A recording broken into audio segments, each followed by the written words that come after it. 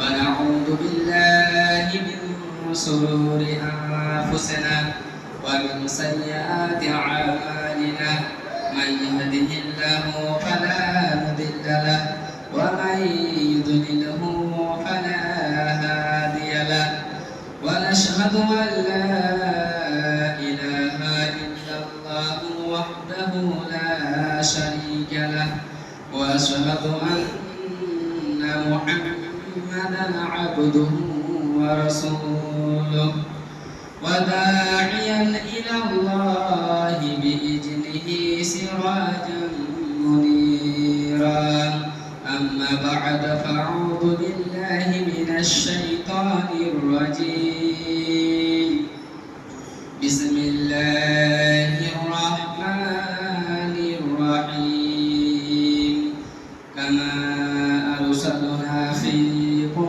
رسولا منكم يتلو عليكم آياتنا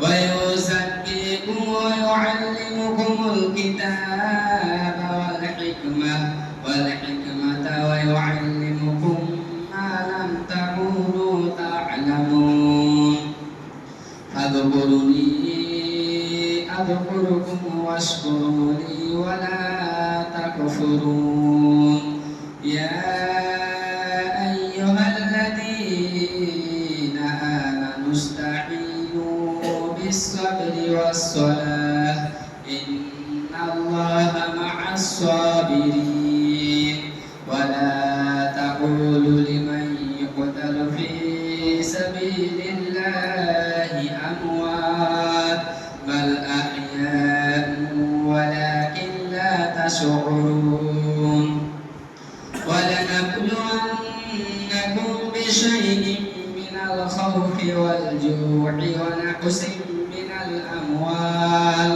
من الأموال والأنفس والثمرات وبشر الصابرين الذين إذا أصابتهم مصيبة قالوا إنا لله وإنا إليه راجعون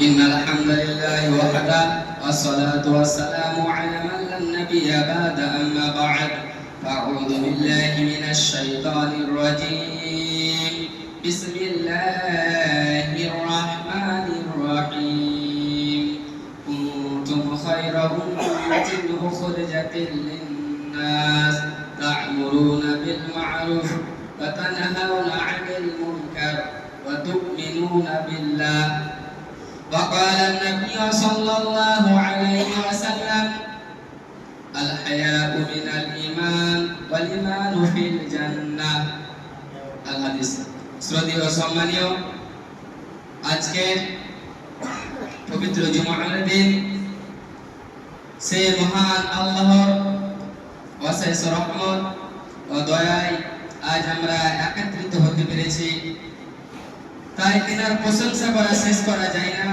তবু আমরা তিনারই একটি শেখানো ছোট্ট বাক্য দ্বারা প্রশংসা করে থাকি তাই আপনারা সকল বলুন আলহামদুলিল্লাহ তারপরে পরে ইমামিনাল্লাহ মরুরুদুলাল জনাব মোহাম্মদ মুস্তাফা জিনার নাম সারা বিশ্বের কোনায় কোনায় বিনা ইন্টারনেট বিনা ফেসবুক বিনা টুইটারেও পৌঁছে গেছে যিনি আখির নবী হযরত মুহাম্মদ মুস্তাফা সাল্লাল্লাহু আলাইহি ওয়াসাল্লাম তিনার প্রতি কোটি কোটি দুরূদ ও শান্তি দ্বারা বর্ষিত আমিন আল্লাহুম্মা সাল্লি আলাইহি আল্লাহুম্মা বারিক আলাইহি আমি আপনাদের সমীপে পবিত্র কালামুল্লাহ থেকে একটি আয়াত ও একটি হাদিসের কিছু অংশ পরিবেশন করেছি আপনারা শ্রবণ করেছেন সেই দিকে উপলব্ধি করো মা তৌফিক ইল্লা বিল্লাহ কিন্তু বর্তমান সময়ে যে দুইটি জিনিস আমরা ফেসবুক হোয়াটসঅ্যাপ খোলার সাথে সাথে স্ট্যাটাস ভিডিও আমরা দেখতে পাই প্রথমত আমরা দেখতে পাই ওয়াকফ বিল এবং ফিলিস্তিন। ওয়াকাফ বিল নিয়ে সারা ভারতবর্ষে জুড়ে এখন আন্দোলন চলছে।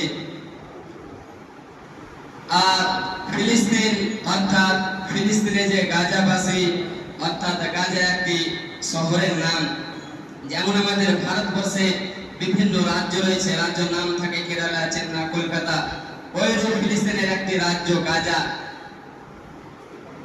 সেই ফিলিস্তিন আর ওয়াকাফ বিল নিয়ে আমি আপনাদের সমীপে কিছু সময়ের ব্যবধানে মূল্যবান কথা তুলে ধরব।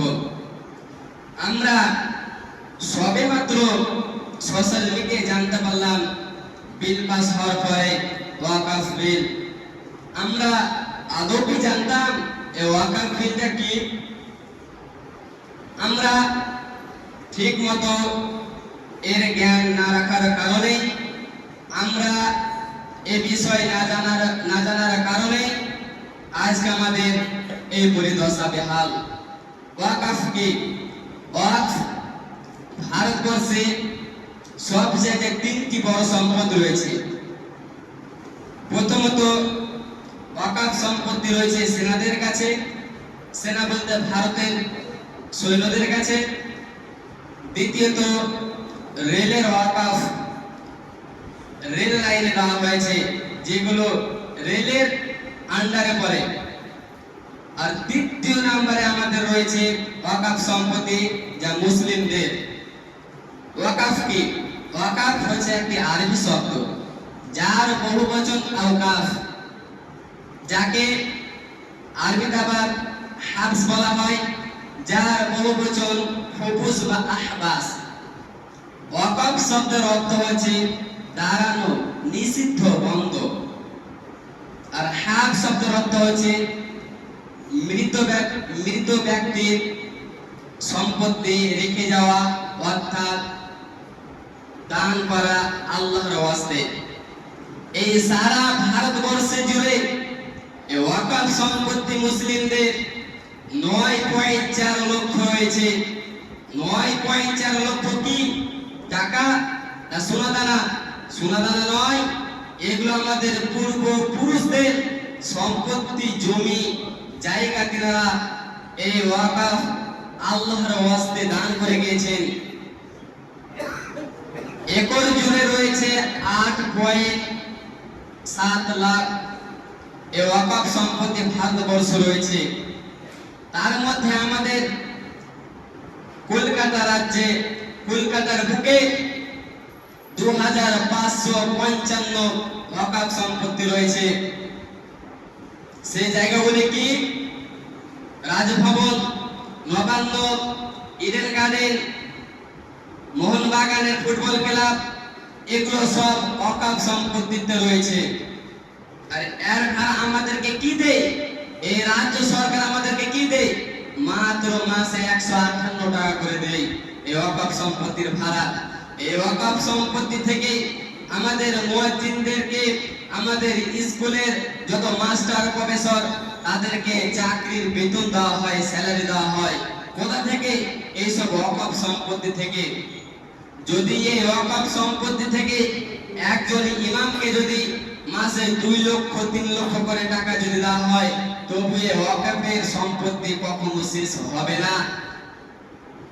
এই ওয়াকাফ সম্পত্তি এমনই একটি মূল্যবান জিনিস, আমাদের ভারতবর্ষের পূর্বপুরুষরা তেনারা দান করে গিয়েছিলেন।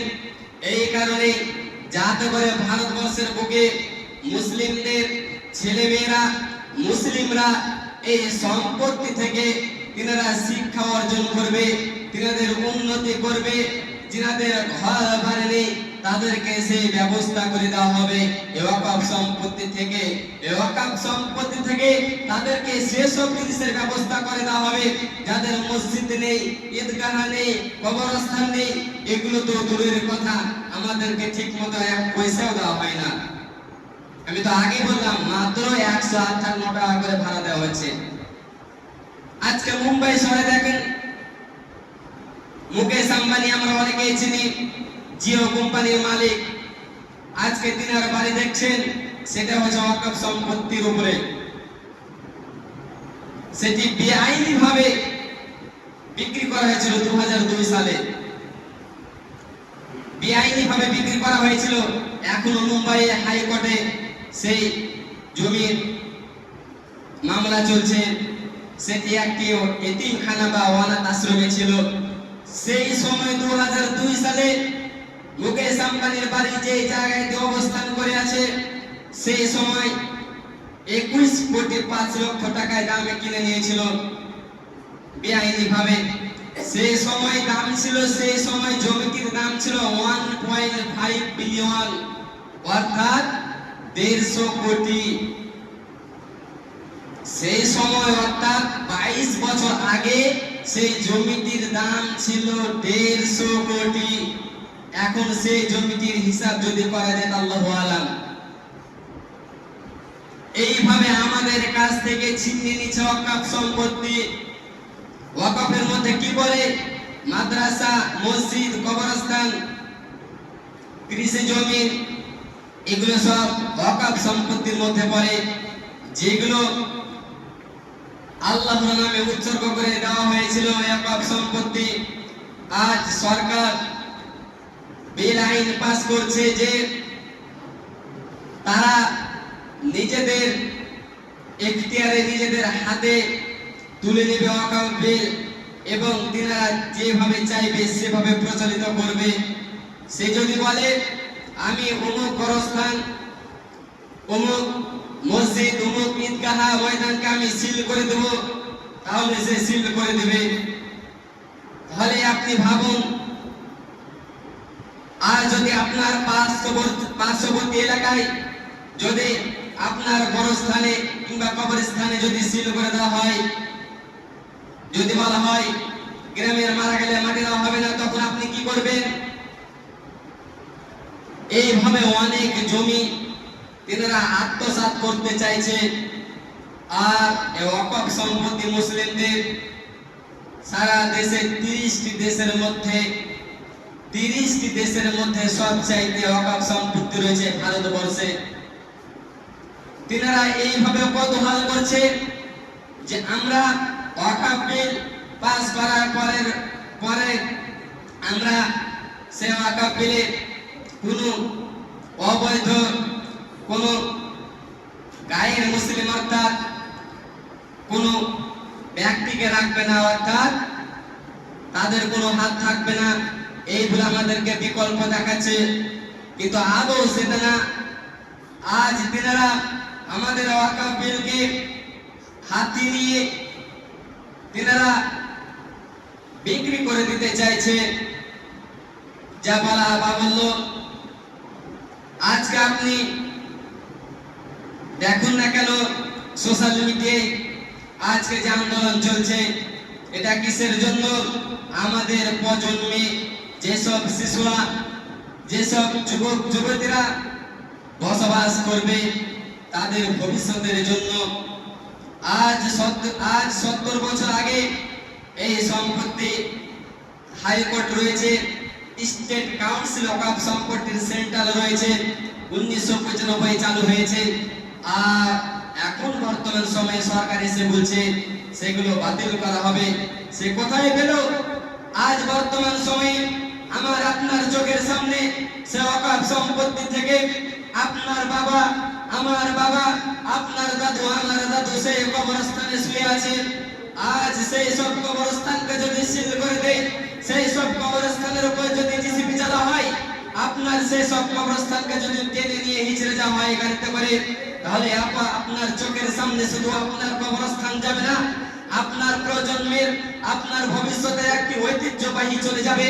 আপনার ছেলে মেয়ে সেই দিন কি করবে? কিছু হতাশা পাবে না। আপনার সামনে শুধু গোরস্থান যাবে না, আপনার চোখের সামনে যারা পূর্বপুরুষ নদীর যাদের কবরস্থান কবর করে দেওয়া হয়েছে তাদেরকে টেনে হিচড়ে নিয়ে আর তারা জিসিবিতে টেনে নিয়ে চলে যাবে। তখন আপনি কি করবেন? আর যদি আপনি যদি বর্তমান সময়ে এই প্রতিবাদ যদি না করতে পারেন, রাস্তায় যদি না নামতে পারেন, তাহলে আপনি কিসের মুসলিম, কিসের আপনি বীর জাতি? আমরা তো শুনেছি মুসলিম রণবীর বীর জাতি, তাহলে আমরা কোথায় গেলাম সেই মুসলিম? আজ আমাদের সেই সব সম্পত্তি গালা কোথায় যাবে? আজ যে মসজিদে আপনি নামাজ পড়তে আসেন একত্রিত হয়ে, যদি সরকার এখনই হুকুম করে দেয় যে এই মসজিদ ওয়াকফ সম্পত্তির মধ্যে রয়েছে, এই মসজিদকে সিল করে দেওয়া হবে, নামাজ পড়তে দেওয়া হবে না, আপনার কিছুই করার নাই, আপনি নামাজও পড়তে পারবে না সিল করে দিলে।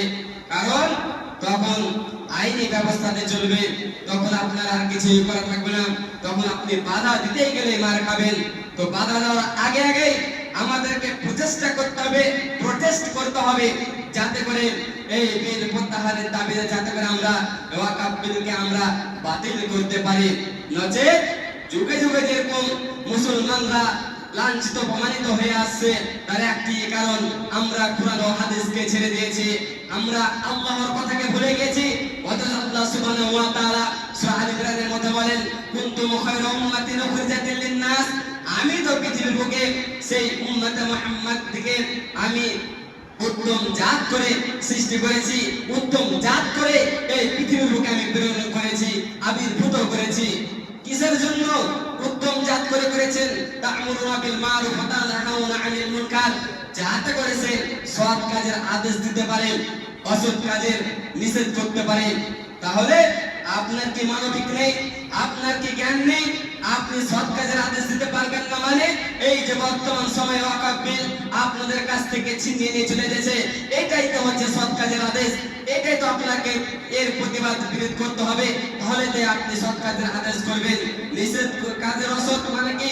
আপনাকে এই যে ওয়াকফ বিলটাকে ছিনিয়ে নিয়ে চলে গেছে, এটি একটি খারাপ দুর্ভাগ্য সময়, এই সময় আপনাকে নিষেধ করতে হবে, আপনাকে রুখে থাকতে হবে।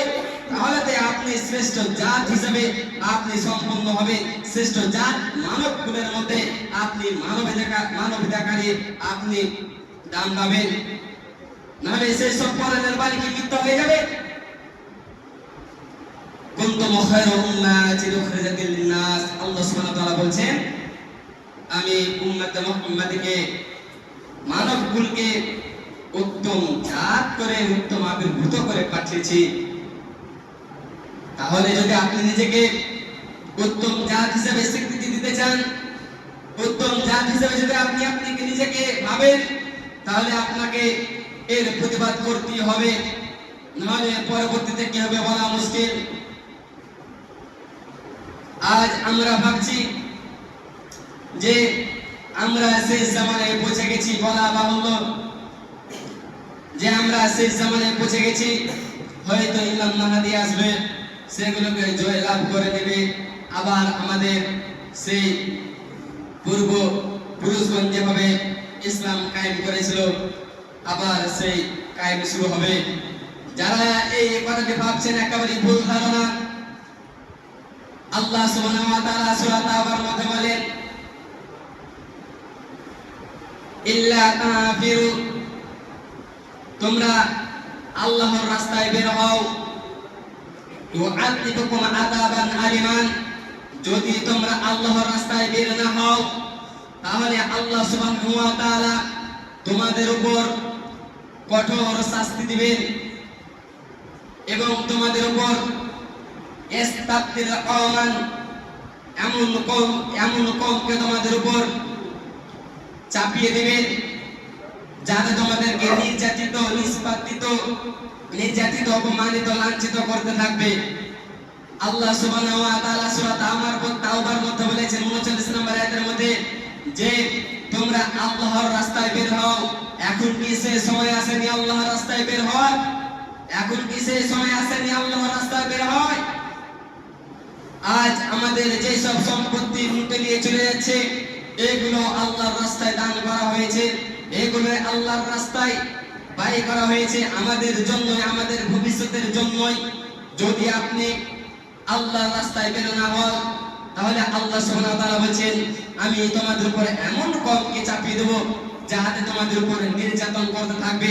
বর্তমান সময়ে তাই হচ্ছে, আজ আমাদের উপর নির্যাতন হচ্ছে, কোথায় মুসলিমরা মার খাচ্ছে, কোথায় মুসলিমদেরকে কাটা হচ্ছে। এত সামান্য কিছু, আজ আমরা সেই সব ইতিহাস ভুলে গেছি। 1258 সালের হালাকু খান বাইতুল হিকমা অর্থাৎ ট্রাইকেস নদীর তীরে যেটি অবস্থিত রয়েছে, সেই বাইতুল হিকমতে আমাদের সেই সব শিক্ষা দান করা হতো, সেই সব শিক্ষার কৌশল করা হতো, যা বর্তমান সময়ে নাসার বৈজ্ঞানিক জ্ঞান চর্চা বলা হয়, যা ভারতের বৈজ্ঞানিক, ভারতের সেই কোষাগার অর্থাৎ ইসরোকে বলা হয়, বৈজ্ঞানিকদেরকে ইসরো, সেই ভারতের বৈজ্ঞানিককে ইসরো বলা হয়। সেই সময় বাইতুল হিকমা ছিল মুসলিমদের একটি বৈজ্ঞানিক কারাগার। সেখান থেকে বিভিন্ন শিক্ষা প্রশিক্ষণ হতো। সেই হালাকু খান 1258 খ্রিস্টাব্দে বাইতুল হিকমাকে ধ্বংস করে দিয়েছিল এবং 7 লক্ষ মুসলিমকে হত্যা করেছিল। 1 লক্ষ নয়, 2 লক্ষ নয়, 7 লক্ষ মুসলিমকে হত্যা করেছিল। এবং সেই সময় মুসলিমরা মসজিদের কোণায় কোণায় আল্লাহর জিকির করছিল আর তারা বলছিল হয়তো বুঝি এটি আমাদের শেষ জামানায়। তারা ইমাম মেহেদীর আশায় আকাঙ্ক্ষিত ছিল, কিন্তু তখনও আল্লাহর সাহায্য আসেনি, তখনও ইমাম মাহদী আসেনি। শুধু তাই নয়, 712 খ্রিস্টাব্দ থেকে 750 অব্দে যখন তারেক বিন জিয়াদ ইসলাম জয়লাভ করলেন, 850 বছর পর্যন্ত তিনারা সুখে শান্তিতে স্বাচ্ছন্দ্যে স্থাপন করলো। তারপর আল্লাহকে ভুলে গিয়ে তারা দিনের মধ্যে লবণিত হয়ে পড়ে গিয়ে আল্লাহ তাআলা তাদের প্রতি এমন এক কওমকে চাপিয়ে দিল। রাজা বানারনাথ এবং রানী ইসাবিনাকে চাপিয়ে দেওয়ার পর তারা 4 বছর তাদের উপর নির্যাতন করেছিল, টানা 4 বছর, এবং বলেছিল যে আমি মুসলিম হয়ে গেছি। আরবিতে চিঠি লিখে পাঠালো। তারপর তাদেরকে মসজিদের এক বিশাল বড় মসজিদে তাদেরকে একত্রিত করার পরে সেই মসজিদের শিকল লাগিয়ে দেওয়ার পর মসজিদের পিলারে পিলারে বেঁধে মুসলিমদেরকে কচু কাটা করে কেটেছিল এপ্রিল মাসের 1 তারিখ। এবং সেই দিনটিকে তেনারা উদযাপন করে, যেটিকে আমরা এপ্রিল ফুল হিসেবে চিনে থাকি। আমরা তো হতভাগা মুসলমান যুব সমাজ, আমরা জানি না কোনটা এপ্রিল ফুল, কোনটা হোলি, কোনটা কিসের জন্য। সেই সময় মুসলমানকে কচু কাটা করে কেটেছিল এবং 25% মুসলমান যেগুলো পালিয়ে গেছিল তাদেরকে ধরে ধরে কাটা হয়েছিল। এবং তারপরে সেই সব মুসলিমদেরকে বন্দী করার পরে মহিলাদেরকে নিয়ে যাচ্ছিল সেই সব কাফেররা, সৈন্যরা। তারপর মুসলিম সৈন্যরা বলল, আমরা নাই বুঝি অপরাধ করেছি, তো আমাদের বাড়ির মহিলারা কি অপরাধ করেছে, তাদেরকে ছেড়ে দাও। তখন তারা উত্তরে বলেছিল যে যদি তোমাদের বোন 20 বছরের হয় তাহলে আমাদের কাছে 6 মাস থাকবে, যদি তোমাদের স্ত্রী 30 বছরের হয় তাহলে আমাদের কাছে 2 মাস থাকবে, আর যদি তোমাদের মা 7 বছরের হয় তাহলে আমাদের কাছে 20 দিন থাকবে, তারপরে সে তোমরা নিয়ে যেও। এইভাবে লাগাতার 4 বছর নির্যাতন করেছিল। সেই সময় মুসলিমদেরকে কচু কাটা করে কেটেছিল। তখনও তিনারা এইভাবে বলেছিল যে হয়তো বুঝি এটি আমাদের শেষ জামানায় ইমাম মাহদী আসবে, আমাদের উদ্ধার করবে, আল্লাহর সাহায্য আসবে। তখন ইমাম মাহদী আসেনি, আল্লাহর সাহায্য আসেনি। প্রত্যেকটা যুগে যুগে ফেরাউনকে পাঠানো হয়েছে এবং ফেরাউনের বদলে মুসাকেও পাঠানো হয়েছে, যাতে করে তার শিক্ষা দিতে পারে। এইভাবে আমাদের চোখের সামনে দেখা পার্শ্ববর্তী দেশ মায়ানমার 2017 থেকে 18 সালের কথা আমাদের সকলেরই মনে আছে। সেই সময় মুসলিমদেরকে এমন ভাবে নির্যাতন করা হয়েছিল, তাদেরকে টায়ারে পুড়িয়ে মারা হয়েছিল, তাদের শরীরের চামড়াকে কেটে কেটে কুকুরদেরকে খাওয়া হয়েছিল এবং সেই সব বাচ্চাদেরকে হত্যা করা হয়েছিল মায়ানমারে। শুধু তাই নয়, এবং মায়ানমারে তারা পালিয়ে গিয়েছিল 7 লক্ষ প্রায় মুসলিম। তিনারা বাংলাদেশের কেউ সমুদ্র পার হয়ে, কেউ নদী পার হয়ে বাংলাদেশের এক কর্নারে উঠে তিনারা বসবাস করছেন। কার ছেলে পানির তলে চলে গেল, একটাকে ধরতে গিয়ে আরেকটা ডুবে গেল, আমাদের সবারই জানা সেই ইতিহাস। তবুও বলতে হচ্ছে, তবুও তিনারা চেয়েছিল যে আমাদেরকে এই বুঝে আল্লাহ সাহায্য করবে, ইমাম মাহদী আসবে, কি আমাদের শেষ জামানা। এই কথা দিয়ে যারা ভাববেন একবারই ভুল ধারণা। 1968 সালে ইসরায়েল, যে বর্তমান সময়ে ফিলিস্তিনে যুদ্ধ চলছে, ইসরায়েল 1945 সালের আগে ইসরায়েল নামে কোনো দেশ ছিল না। আপনি গুগলে সার্চ করে দেখে নেবেন 1945 সালের আগে কোনো ইসরায়েল নামে কোনো দেশ ছিল না। যখন হিটলার 60 লক্ষ ইহুদিকে মারলো, মারার পর কিছু ইহুদিকে ছেড়ে দিয়েছিল, সেই সব ইহুদিরা জার্মানিতে যেতে পারতো, ইউরোপে যেতে পারতো, কিন্তু তেনারা কোথাও গেল না, তেনারা ফিলিস্তিনে এসে উঠলো। কেন? তেনারা জানে যে মুসলমানরা হচ্ছে সহৃদয়বান, সহনশীলতা, তেনাদের মায়া দয়া আছে। আজ তেনাদেরকে মুসলিমরা জায়গা দিল, থাকতে দিল, বসবাস করতে দিল, তারপর উল্টে মুসলিমদেরকে বর্তমান সময়ে আজ তেনাদেরকে ঘর বাড়ি ছাড়া করে দিয়েছেন, তেনাদেরকে মারছেন, কাটছেন। আজকে তেনারাই বলছে যে মুসলিমরাই হচ্ছে দুশ্মনী, মুসলিমরাই হচ্ছে দেশদ্রোহী। আজকে হয়ে তেনারা দখল করেছে সেই ইসরায়েল। 1968 সালে আরবের সাথে 6 দিনের যুদ্ধ ঘোষণা করে দিয়েছিল। তারপরে এমন ভাবে আবির্ভূত করেছিল আরব দেশকে যে তারা খিদার কারণে বিড়ালের মাংস, ঘোড়ার মাংসকে বৈধভাবে হালাল করে দিতে বাধ্য হয়েছিল। বলা বাহুল্য, বলতে গেলে শেষ হবে না। আসুন আমাদেরকে একত্রিত হতে হবে, আমাদেরকে আর ভেদাভেদি করলে চলবে না। আজ আমাদেরকে ঐক্যবদ্ধভাবে থাকতে হবে। আল্লাহ সুবহানাহু ওয়া তাআলার আদেশ, আল্লাহ সুবহানাহু ওয়া তাআলার নির্দেশ, এটি আপনার কথা আমার কথা নয়, এটি আল্লাহ রাসূল সাল্লাল্লাহু আলাইহি সাল্লামের উপর অবতীর্ণ হয়েছে। আল্লাহ সুবহানাহু ওয়া তাআলা বলেন, ওয়াতাসিমু বিহাবিলিল্লাহি জামিআ, তোমরা আমার রুজুখানাকে মজবুতভাবে ধরে রাখো, ওয়ালা তাফাররাকু, তোমরা দলে দলে বিভক্ত হয়ে যাও না। বর্তমান সময়ে আজ যদি আমরা একত্রিত থাকতাম, আজ যদি আমরা দলে দলে বিভক্ত না হতাম, আজ আমাদের উপর এইসব নির্যাতন আসতো না। আজ আমাদের উপর এইসব, আমাদের উপর যত আযাব, আমাদের উপর যত নির্যাতন, লাঞ্ছিত, অপমানিত আমাদের উপর চাপিয়ে দেওয়া আছে, এগুলো কিছুই আসতো না। আজ আমাদের ভেদাভেদের কারণে আজ আমরা নিজেরাই লাঞ্ছিত, অপমানিত। বলা বাহুল্য, বলতে গেলে বলার শেষ নেই। আমাদের এখন করণীয় সেই সব ফিলিস্তিনি গাজাবাসীদের জন্য দোয়া করা এবং আমাদের ওয়াকফ বিলের প্রতিহারের দাবিতে আমাদেরকে আন্দোলন করতে হবে, নামতে হবে। আমাদের জীবন দিয়ে হলেও এই আন্দোলনকে, আমাদেরকে বিলকে প্রত্যাহার করতে হবে। যদি না করতে পারে আমাদের ভবিষ্যৎ প্রজন্ম খুবই ভয়াবহ, খারাপ। মুসলমানরা তেনারা চায় সকলে শান্তিতে বসবাস করুক, কিন্তু আমাদেরকে এমন ভাবে উৎফুল্ল করা হচ্ছে, দাঙ্গা লাগানোর চেষ্টা করা হচ্ছে। আজকে বর্তমান সময় দেখুন না কেন, এই যে ফিলিস্তিনের একজন পতাকা নিয়ে, প্যালেস্টাইনের পতাকা নিয়ে কলকাতা রাজপথে একজন বিনা স্লোগানে নীরবতায় শুধু পতাকা নিয়ে হেঁটে যাচ্ছিলেন, আজ তেনাকে অ্যারেস্ট করলেন। আরে রামনবমীতে হিন্দু উগ্রপন্থীদের এই যে রামনবমী অনুষ্ঠান হলো, আজ তেনারা 6 এপ্রিল তরলে বেরিয়েছিল এবং ইসরায়েলের পতাকা নিয়ে আজ তারা রাস্তায় যখন নামছে, হৈহুল্লোড় করছে, স্লোগান করছে, অথচ তাদেরকে অ্যারেস্ট করছে না। আপনাকে বুঝে নিতে হবে, আপনাকে জেনে নিতে হবে পৃথিবীতে, ভারতবর্ষে কি চলছে আর কি হতে চলেছে। এখনো সাবধান হয়ে যান, সচেতন হয়ে যান। আল্লাহ তাআলা আমাদেরকে সঠিক বুঝার তৌফিক দান করুন। সকলে আমিন।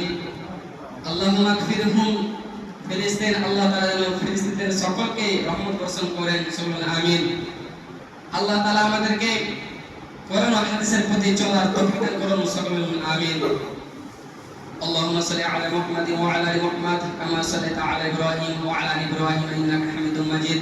اللهم بارك على محمد وعلى ال محمد كما باركت على ابراهيم وعلى ال ابراهيم انك حميد مجيد. ان الله وملائكته يصلون على النبي يا ايها الذين امنوا صلوا عليه وسلموا تسليما. ربنا تقبل دعاءنا، ربنا تقبل صلاتنا، ربنا تقبل منا انك انت السميع العليم وتب علينا انك انت التواب الرحيم.